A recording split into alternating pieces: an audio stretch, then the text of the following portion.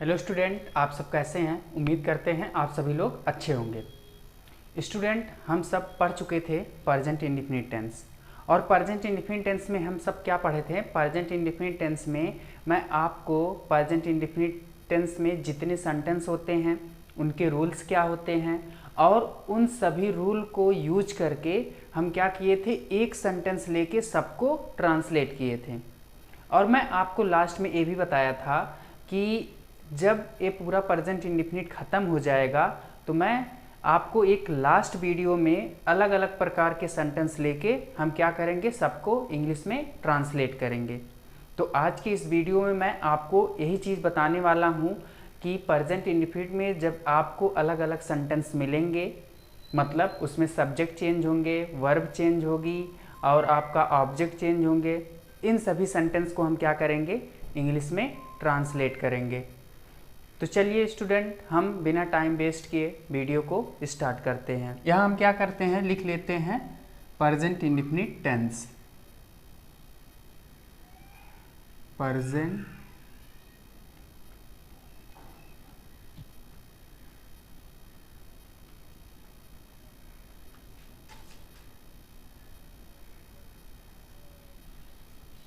अब हम क्या किए, यहाँ लिख लिए प्रेजेंट इंडेफिनिट टेंस। ये सभी सेंटेंस जितना आपको दिखाई दे रहे हैं ये सभी सेंटेंस आपके प्रेजेंट इंडेफिनिट के हैं। और देखिए इसमें क्या है, आपके जो सब्जेक्ट है, वर्ब है, सब अलग अलग है। तो देखिए कैसे ट्रांसलेट करेंगे। जैसे आपका पहला सेंटेंस है, वह स्कूल जाता है। वह स्कूल जाता है, तो पहले आप ये बताइए कौन सा सेंटेंस है। ये आपका अफर्मेटिव है और आप सबको मैं बता चुका हूँ कि अफर्मेटिव सेंटेंस का रूल क्या होता है। रूल आप लोग पढ़ चुके हैं, बताइए रूल क्या होता है। तो रूल मैं आपको बताया था, सब्जेक्ट प्लस वर्ब की फर्स्ट फॉर्म प्लस यस या यस प्लस ऑब्जेक्ट, ये रूल था। अब इसी रूल पे हमको क्या करना है, इसको ट्रांसलेट करना है। देखिए सब्जेक्ट क्या है, राम, तो हम क्या करते हैं, राम लिख लेते हैं पहले। अब इसके बाद वर्ब लिखना, वर्ब क्या है, गो, ठीक है। अब गो में हमको यस या यस लगाना, तो मैं आपको बताया था कैसे लगता है। ये आपका जो सब्जेक्ट है, सब्जेक्ट सिंगुलर है प्लूरल, यहाँ पर सब्जेक्ट क्या है, सिंगुलर, तो सिंगुलर के साथ हम क्या करते हैं, ईएस का यूज करते हैं। इसके बाद आपका टू हो जाएगा, इसके बाद आपका स्कूल, ये आपका ट्रांसलेट हो गया। यहाँ तक क्लियर है सबको। इसके बाद देखिए जब आपका दूसरा सेंटेंस क्या है, वह बाजार जाता है। ये भी आपका कौन सा सेंटेंस है, ये भी आपका अफर्मेटिव सेंटेंस है। और अफर्मेटिव सेंटेंस में कौन सा रूल यूज करते हैं, जो अभी मैं आपको ऊपर बताया हूँ, यही रूल हम क्या करेंगे, इसमें भी यूज करेंगे। और ये प्रेजेंट इंडेफिनिट टेंस है। देखिए कैसे पहचानते हैं कि प्रेजेंट इंडेफिनिट है। ये जो आपको लास्ट में है ता है, यही ता आपको बताता है प्रेजेंट इंडेफिनिट टेंस। और कौन सा सेंटेंस है, अफर्मेटिव। और अफर्मेटिव का रूल क्या होता है, जो ऊपर है वही रूल हम क्या करेंगे, इसमें भी यूज करके इसको ट्रांसलेट करेंगे। तो देखिए रूल में पहले सब्जेक्ट आया, तो सब्जेक्ट क्या है, ही, क्लियर है। इसके बाद देखिए हमको वर्ब ढूंढना, तो वर्ब क्या है, गो। अब इसके बाद हमको यस या ईएस का यूज करना है, तो बताइए हम कैसे यूज करते हैं। यहाँ पर हम सब्जेक्ट देखेंगे, तो सब्जेक्ट सिंगुलर है प्लूरल, सब्जेक्ट आपका सिंगुलर है, तो सिंगुलर है तो गो के साथ हम क्या करेंगे, यस लगाएंगे कि ईएस। तो हम क्या करेंगे, जब सब्जेक्ट सिंगुलर है तो इसके साथ हम ईएस का यूज करेंगे, ठीक है। और क्यों यूज हो रहा है ईएस, मैं ये सब मैं आपको बता चुका हूँ, ठीक है। इसके बाद टू, और आपका बाजार का इंग्लिश क्या होती है, मार्केट, क्लियर है। अब देखिए इतना बड़ा सेंटेंस है, पहले स्टूडेंट कंफ्यूज हो जाते हैं कैसे हम ट्रांसलेट करेंगे। बहुत ही इजी है, ठीक है, कुछ करना नहीं है। आप देखिए जितने भी सेंटेंस अभी हम ऊपर दो ट्रांसलेट किए हैं, सब पीछे से ट्रांसलेट होते हुए आया है। इसको भी हम पीछे से ही करते हैं, ठीक। देखिए कैसे, पहले देखिए सेंटेंस है क्या, इसको पढ़ लेते हैं। मैं हर रोज अपनी छत पर पतंग उड़ाता हूँ, ये आपका सेंटेंस है। तो इस सेंटेंस को आपको ट्रांसलेट करना है। पहले आपको ये पहचानना पड़ेगा किस टेंस का है, मतलब टेंस में प्रकार, फिर प्रकार के पार्ट। तो एक कौन सा पार्ट है, प्रेजेंट टेंस का पहला पार्ट है, जिसको हम कहते हैं प्रेजेंट इंडेफिनिट। लास्ट से हमको पता चलता है, ठीक है। तो अब हम क्या करेंगे, जब हमको पहचान पता चल गया मतलब किस टेंस का है, इसके बाद देखेंगे कौन सा सेंटेंस है। ये आपका सेंटेंस कौन सा है, अफर्मेटिव है। तो ए भी अफर्मेटिव था, ए भी अफर्मेटिव था। रूल कौन सा यूज करेंगे, इसी रूल का यूज करेंगे। तो देखिए इसको हम ट्रांसलेट करते हैं। पहले देखिए रूल में क्या है, सब्जेक्ट, सब्जेक्ट क्या हो जाएगा, आई। क्लियर है, मैक इंग्लिश तो आई होती है। इसके बाद वर्ब क्या है, उड़ाना या उड़ाता हूँ। उड़ाना की इंग्लिश क्या होती है, फ्लाई, FLY। अब इसके बाद हमको यस या ES का यूज करना है। क्या यूज करना है, यस या ES का यूज करना है। तो हमेशा आपको जब यस या ES का यूज करना होगा अफर्मेटिव सेंटेंस में, प्रेजेंट इंडेफिनिट टेंस में, तो आपको सब्जेक्ट देखना पड़ेगा कि सब्जेक्ट सिंगुलर है कि प्लूरल है। अगर सब्जेक्ट सिंगुलर रहेगा तो हम वर्ब में यस या ES का यूज करेंगे। अदरवाइज अगर सब्जेक्ट प्लूरल रहेगा तो हम यस या ES का यूज कुछ भी नहीं करेंगे वर्ब के फर्स्ट फॉर्म में। तो यहाँ पर कुछ यूज होगा, नहीं यूज होगा। इसके बाद हम क्या करेंगे, काइट लिखेंगे, ठीक। अब देखिए काइट के बाद आपको क्या लिखना है, इसकी इंग्लिश क्या हो जाएगा, ऑन। फिर आपको देखो यहाँ से यहाँ तक ऐसे ही चलेंगे, पीछे से ही यहाँ से यहाँ तक आपको ट्रांसलेट करना है।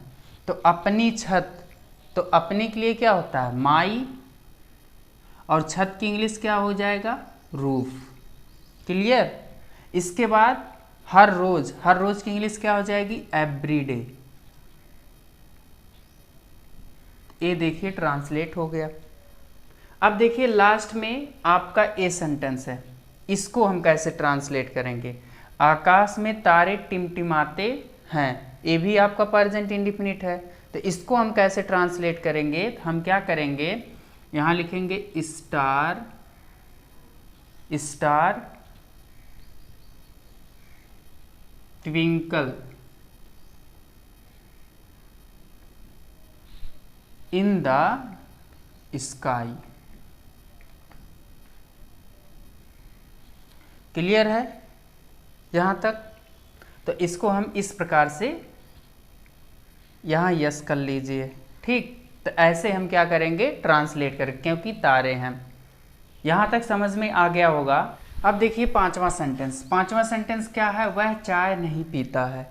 ये भी आपका कौन सा सेंटेंस है, निगेटिव सेंटेंस है। और किस केस में है, प्रेजेंट इंडेफिनिट टेंस में है, ठीक है। तो इसका रूल आपको पता ही होगा। रूल क्या होता है, रूल मैं बता चुका हूँ। अगर आप नहीं देखे हैं तो इस वीडियो के डिस्क्रिप्शन बॉक्स में उस वीडियो का लिंक हम दे दिए हैं।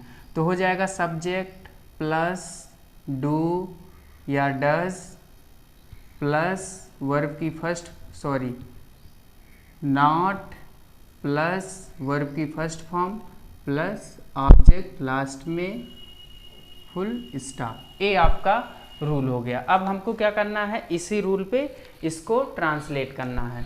तो देखिए सब्जेक्ट क्या है, ही। क्लियर है। अब हमको डू या डज का यूज करना है। तो बताओ ही के साथ डू लगेगा कि डज। तो ही के साथ हम क्या लगाते हैं, डज। क्यों लगाते हैं, ही सिंगुलर है। इसके बाद हम क्या करेंगे, नॉट। क्लियर। अब देखिए वर्ब हमको यूज करना, हम रूल के अकॉर्डिंग एकदम चल रहे हैं, हम कुछ भी अपने से नहीं लिख रहे हैं। जैसे रूल में दिया गया है बस उसी रूल के अकॉर्डिंग हम इसको ट्रांसलेट करते जा रहे हैं। तो वर्ब क्या है आपका, पीता। तो पीता की इंग्लिश क्या हो जाएगा, ड्रिंक। क्लियर। अब ऑब्जेक्ट क्या है, टी। हो गया आपका ट्रांसलेट। अब देखिए अगला सेंटेंस जो है छठा, इसको हम पढ़ते हैं। क्या आप मेरा नाम जानते हैं। ये आपका सेंटेंस कौन सा है, क्या आप मेरा नाम जानते हैं। ये आपका कौन सा सेंटेंस है, इंट्रोगेटिव। तो इंट्रोगेटिव भी मैं आपको पढ़ा चुका हूं। तो इंट्रोगेटिव सेंटेंस का रूल क्या होता है प्रेजेंट इंडेफिनिट टेंस में।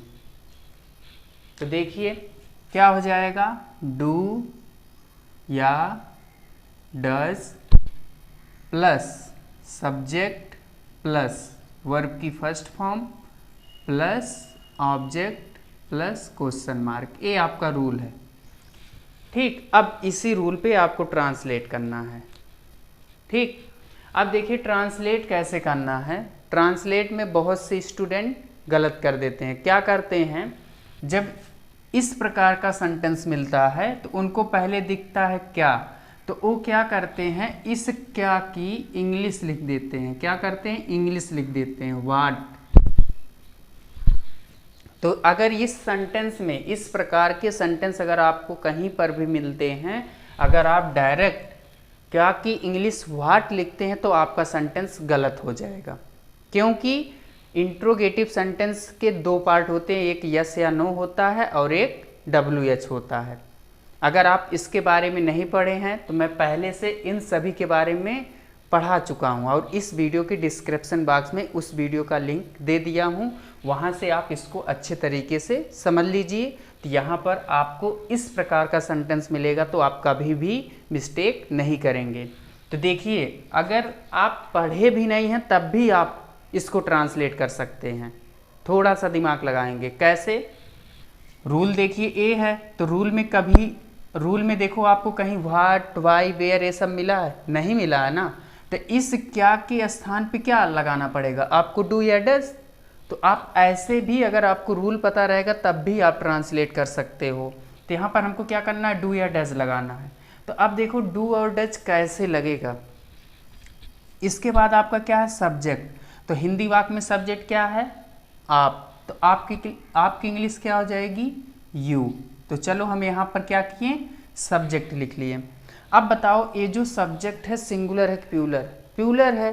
तो बताओ जब हम डू और डज, आप डू और डज का यूज करेंगे तो कहाँ डू का यूज करेंगे, कहाँ डज का यूज करेंगे, ये सब बता चुका हूँ। तो ये आपका यू प्लूरल है तो प्लूरल के साथ हम क्या करते हैं, डू का यूज करते हैं। बस यही करना था। देखिए यहाँ पर डू, यू।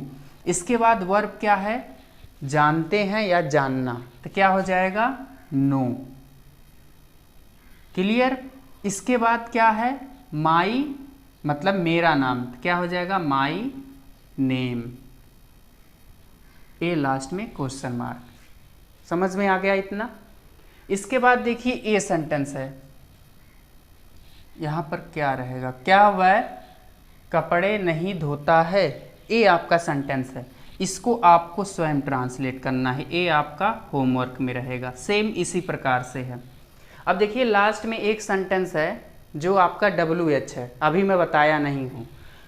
हम क्या रोज नहीं पढ़ते हैं, हम क्या रोज नहीं पढ़ते हैं, यही जो क्या है, अब इस सेंटेंस के बीच में आ गया। ठीक है, इसको कैसे ट्रांसलेट करना है तो थोड़ा सा मैं इसके बारे में आपको बता देता हूँ, फिर मैं इस सेंटेंस को ट्रांसलेट करता हूँ।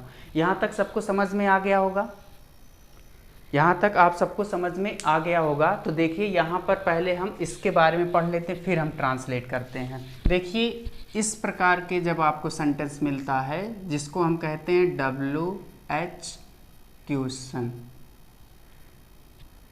ठीक है, इसके अंतर्गत आता है। ये दूसरा पार्ट है इंट्रोगेटिव का। तो देखिए जब आपको ऐसा क्वेश्चन कोई मिलता है, इसकी मैं डिफिनेशन बता चुका हूँ, ठीक है, कैसे ट्रांसलेट करना है मैं आपको ये समझा रहा हूँ। पहले देखिए पॉइंट क्या होती है, मैं पॉइंट आपको बता देता हूँ। WH क्वेश्चन का ट्रांसलेट करते समय, WH क्वेश्चन का ट्रांसलेट करते समय सर्वप्रथम इंट्रोगेटिव वर्ड्स, सर्वप्रथम इंट्रोगेटिव वर्ड्स तथा इंट्रोगेटिव सेंटेंस या इंट्रोगेटिव प्लस निगेटिव सेंटेंस का रूल फॉलो करते हैं। बस ये आपकी पॉइंट हो गई। और वो भी किस टेंस में रूल फॉलो करेंगे, प्रेजेंट इंडेफिनिट में। तो हम क्या बोले हैं, पहले हम बोले हैं इंट्रोगेटिव वर्ड्स, फिर बोले हैं प्लस इंट्रोगेटिव सेंटेंस, फिर इसके बाद या बोले हैं, या आप लिख दो, इंट्रोगेटिव प्लस निगेटिव सेंटेंस। यही तो रूल बोले हैं, मतलब जो पॉइंट बोले हैं तो यही बोले हैं। तो अब देखो पहले आप समझिए इंट्रोगेटिव वर्ड्स क्या होता है। इंट्रोगेटिव वर्ड्स,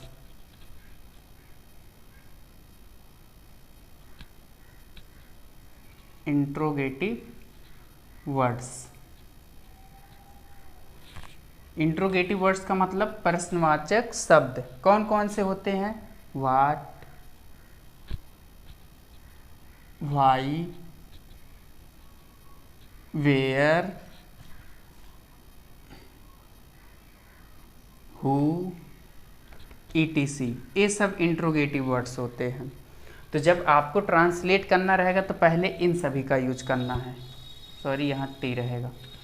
ठीक, ये सब क्या होते हैं? ये आपका इंट्रोगेटिव वर्ड्स होते हैं। क्लियर है?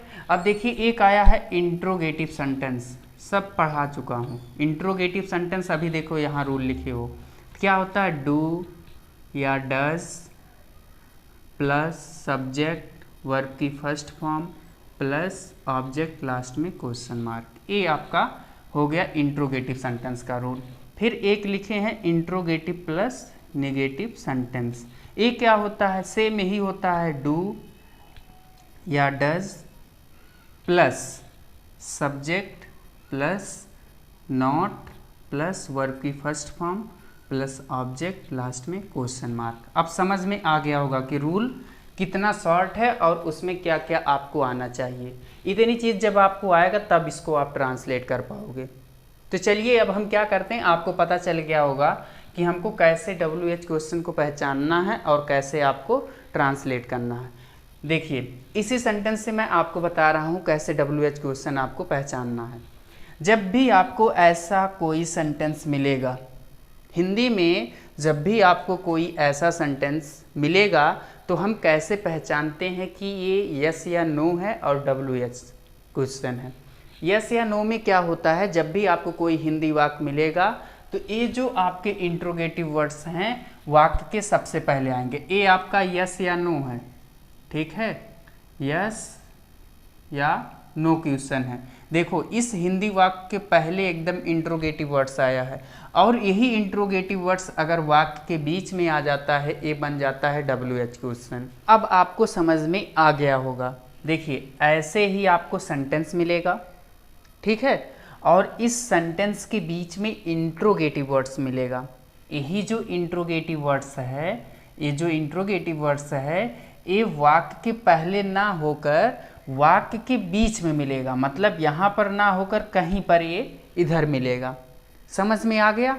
तो अगर आपको ऐसा कहीं पर या इस प्रकार से सेंटेंस आपको मिलता है प्रेजेंट इंडेफिनिट में इंट्रोगेटिव सेंटेंस, तो आपको इस प्रकार से ट्रांसलेट नहीं करना है। आपको ट्रांसलेट करना है क्या? पहले इसकी इंग्लिश, फिर उसके बाद आपको जैसा सेंटेंस रहेगा उसके अकॉर्डिंग हम क्या करेंगे, रूल का यूज करेंगे। तो देखिए इसमें रूल क्या बनेगा, पहले हम रूल लिख लेते हैं।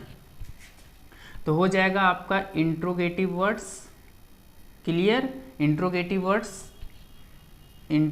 वर्ड्स प्लस इसके बाद आपका क्या हो जाएगा, इंट्रोगेटिव प्लस निगेटिव सेंटेंस, ये आपका रूल है। अब कहोगे सर इतना छोटा रूल, तो देखिए इतना छोटा रूल कैसे बना। यहाँ पर ऑब्लिक है तो यहाँ पर देखिए नहीं भी आया है, ये देखिए नहीं, तो नहीं के लिए तो हम इसी को तो यूज करेंगे और इसको हम क्या करेंगे, गायब कर देंगे। तो वही तो चीज़ हम लिखे हैं। देखिए interrogative words plus interrogative plus negative sentence, और ये देखिए इंट्रोगेटिव प्लस निगेटिव सेंटेंस में लिखना क्या है, ये पूरा इतना आएगा। अब समझ में आ गया होगा। तो चलो हम क्या करते हैं, इसको इसी पे ट्रांसलेट कर लेते हैं। पहले हम क्या करेंगे, इंट्रोगेटिव वर्ड्स को इस सेंटेंस में ढूंढेंगे। तो आपका इंट्रोगेटिव वर्ड्स क्या है, क्या, तो क्या की इंग्लिश क्या होती है, व्हाट, तो हम क्या करते हैं व्हाट लिख लेते हैं। अब इंट्रोगेटिव प्लस निगेटिव सेंटेंस का रूल इस प्रकार से आपका देखो रूल दिया, इस रूल को यूज करना है। तो कैसे हम रूल यूज करेंगे, तो पहले हमको यूज करने क्या करना है, डू और डज। तो डू और डज कैसे यूज करेंगे, पहले इसमें सब्जेक्ट देखेंगे। तो सब्जेक्ट क्या है, हम, तो बताओ हम सिंगुलर है कि प्यूलर, ये आपका प्यूलर है, प्यूलर के साथ हम क्या करेंगे, डू का यूज कर लेंगे, ठीक। इसके बाद हम क्या करेंगे, बी, क्लियर। अब ये हो गया आपका, यहाँ तक देखिए ट्रांसलेट। इसके बाद नहीं आया तो नहीं की इंग्लिश हम लिख लेते हैं नॉट। फिर आपका क्या हो जाएगा, वर्ब की फर्स्ट फॉर्म, तो वर्ब की फर्स्ट फॉर्म क्या है, रीड। ए रीड आपका वर्ब की फर्स्ट फॉर्म है, क्या करता है, रोज, मतलब हम क्या रोज नहीं पढ़ते हैं, तो इसका हो जाएगा एवरी डे।